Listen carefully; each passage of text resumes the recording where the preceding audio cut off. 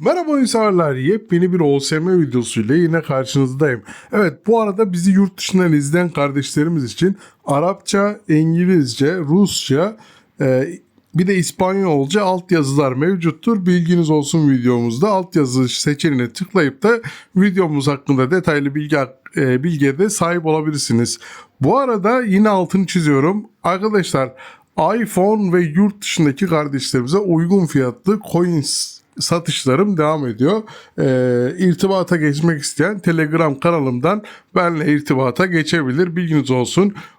Özellikle altın çiziyorum, bakın. iOS ve yurt dışı telefon kullananlar, aygıt kullananlar Telegram sayfama gelip de uygun fiyatlı coins bir karşılaştırın istiyorsanız istediğiniz yerle, ona göre alımlarınızı yapabilirsiniz. Evet, şimdi yenilmezlik taktiği Haziran, şöyle basalım.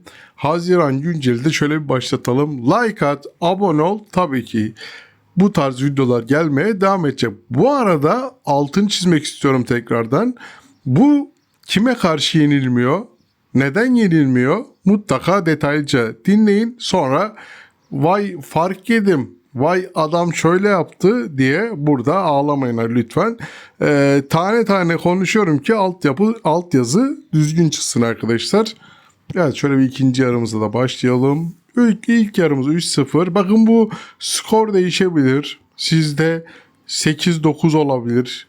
3-4 olabilir. Bu tamamen oyunun vicdanına kalmış bir şey, ama genel itibariyle bol gol attığım taktiklerimden bir tanesi. Bu da Haziran günceli feda olsun. Bak, bir tanesi de iptal oldu. Bu arada Osimhen attı iptal. Gene yapıştırdı Osimhen. Görmüş olduğunuz gibi, evet, 6 tane güzel gol geldi. Birbirinden güzel goller. Şimdi bir bakalım neler yapmışız biz bu taktikle.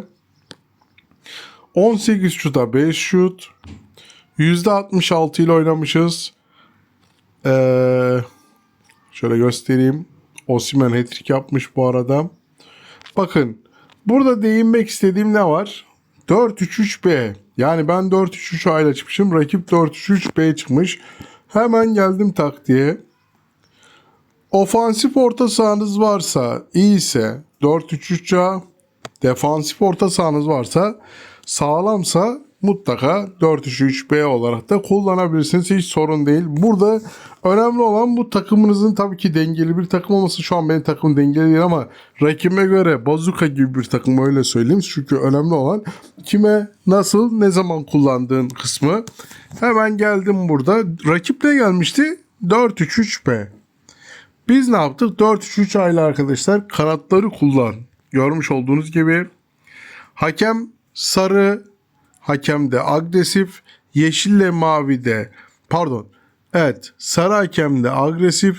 Maviyle yeşil de çok agresif. Normal hakemde kıpkırmızı, turuncu hakemlerde de normal şekilde kullanmalısın. Orta saha defansa kesinlikle yardım etsin bu taktikte. Sabit oynamayın. Baskımız rakibe yakın oyuna 64. Hücumcu stilimiz 74 ve yüksek hızda paslaşmamız da 70 şeklinde. Burada görmüş olduğunuz gibi alan markajı ve offside tuzağımız kapalı şekilde. Taktiğimizin formasyonu böyleydi. 4-3-3-B gelen rakibe. Şimdi rakip defansif gelirse ne yapacağız? O zaman bilgi analistini ilk önce bir yolluyorsun rakibine. Rakibini analiz ediyorsun kardeşim. Eğer defansif gelirse, yani oyun planı kaleyi görünce vur, kontra atak ve uzun top olan rakiplere pasta oyuna çevir, gerisini elleme. Yine buralar hakeme anlattım zaten. 64, 74, 70 şeklinde olsun. Sadece kontra atak ve uzun topa offside açıyorsun. Gerisine kapalı olacak. Bu şekilde oynayacaksın. Oyun planı: kanatları kullan ve paslı olan rakiplere kanatları kullan. Defansif gelenlere de arkadaşım ne yapıyorsun? Tabii ki paslı oyuna geçiyorsun. Bunu kime, ne zaman yapmalıyız? Neden yenilmiyor? İşte gelelim o konuya.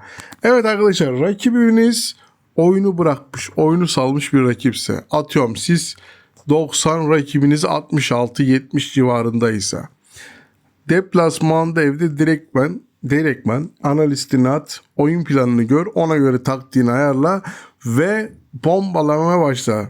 Dediğim gibi sende 4 olur, Bende 6 oldu. Başkasında 10 olur.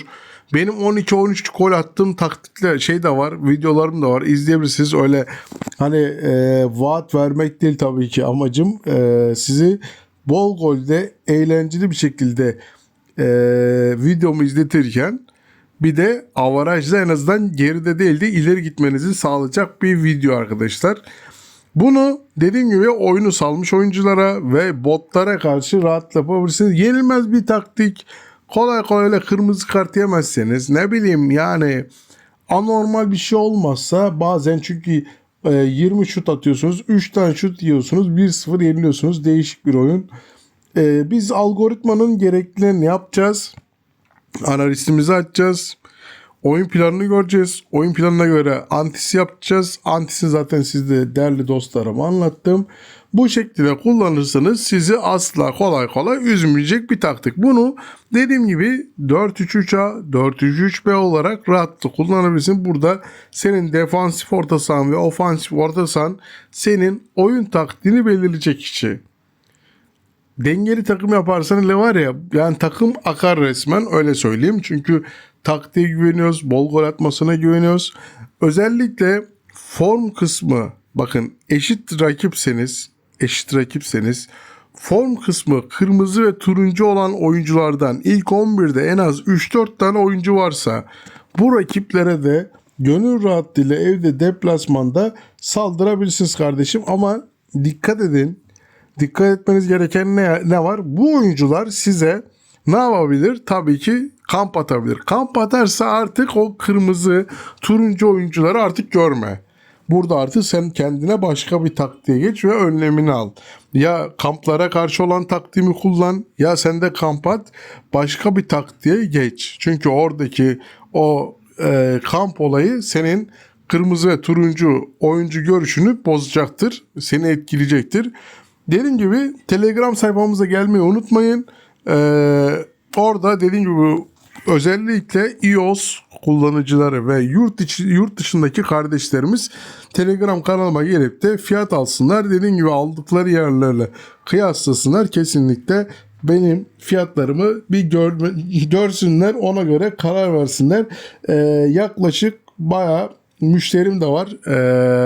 300'ün üzerinde yurt dışı müşterim var. Yurt içinde de yeni kardeşlerimiz bilmiyorlarmış. Yeni müşterilerim de geliyor. Hayırlı uğurlu olsun diyelim. Boşuna paranızı fazla aktarmayın oyuna. En azından aktardığınız paraya da değecek şekilde coin salın arkadaşlar. Biliyorsunuz ki çok lig maalesef. Taktik bitti bu arada. Taktik için bekleyenler varsa taktik bitti arkadaşlar. Özellikle dediğim gibi çoğu ligde maalesef Coins'te oyuncu almalar. Diğer paketleri de sorabilirsiniz. Şu mesela yeni gelen paketler var. Onlarla ilgili de fiyat alabilirsiniz. Siz değerli dostlarım için tabii ki en iyi şekilde fiyatları değerlendirip de sunacağım. Like at, abone ol. Tabii ki devamı gelecek. Size Yenilmezlik Haziran günceli de sunmuş oldum. En çok istenen videolardan bir tanesiydi. Kendinize dikkat edin. Seviliyorsunuz. Hadi eyvallah.